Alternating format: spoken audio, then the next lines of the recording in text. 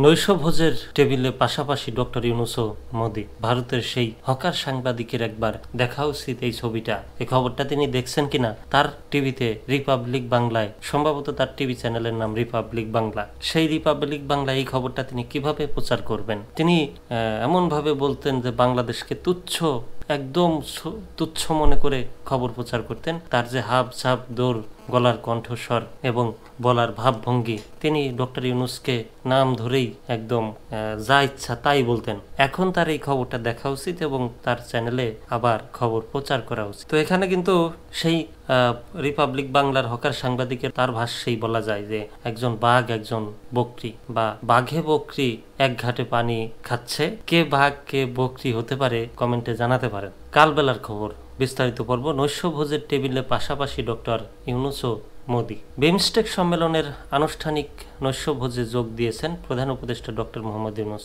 একই অনুষ্ঠানে যোগ দিয়েছেন ভারতের প্রধানমন্ত্রী নরেন্দ্র মোদি। তবে তাদের দুজনকে এক টেবিলে পাশাপাশি বসতে দেখা গেছে। বৃহস্পতিবার ৩ এপ্রিল সন্ধ্যায় থাইল্যান্ডের ব্যাংককের একটি অভিজাত হোটেলে নৈশভোজের আয়োজন করা হয়। এই নৈশভোজ দক্ষিণ এশিয়ার শীর্ষ নেতারা একত্র হয়েছেন। এর ফাঁকে বাংলাদেশের প্রধান উপদেষ্টা অধ্যাপক ইউনূস থাইল্যান্ডের প্রধানমন্ত্রী পেতংতান সিনাউ ইয়াত্রার সঙ্গে স্মৃতিচারণমূলক একটি ছবি তোলেন। নৈশভোজে ভারতের প্রধানমন্ত্রী নরেন্দ্র মোদী সহ শ্রীলঙ্কার প্রেসিডেন্ট, নেপালের প্রধানমন্ত্রী এবং দক্ষিণ এশিয়ার অন্য নেতারা উপস্থিত ছিলেন। এদিন সন্ধ্যায় নৈশভোজের বেশ কিছু ছবি সামাজিক যোগাযোগ মাধ্যমে দেখা যায়। ছবিগুলো পেছন থেকে তোলা হয়েছে। এদিকে দূর থেকে তোলা নৈশভোজের অনেকগুলো ছবি ফেসবুকে নিজের ভেরিফাইড পেজে পোস্ট করেছেন প্রধান উপদেষ্টার প্রেস সচিব শফিকুল আলম। পোস্টের ক্যাপশনে তিনি লিখেছেন, ব্যাংককে বিমস্টেক শীর্ষক সম্মেলনের আনুষ্ঠানিক নৈশভোজে। এর আগে 2 দিনের সফরে থাইল্যান্ড পৌঁছান প্রধান উপদেষ্টা ডক্টর ইউনূস।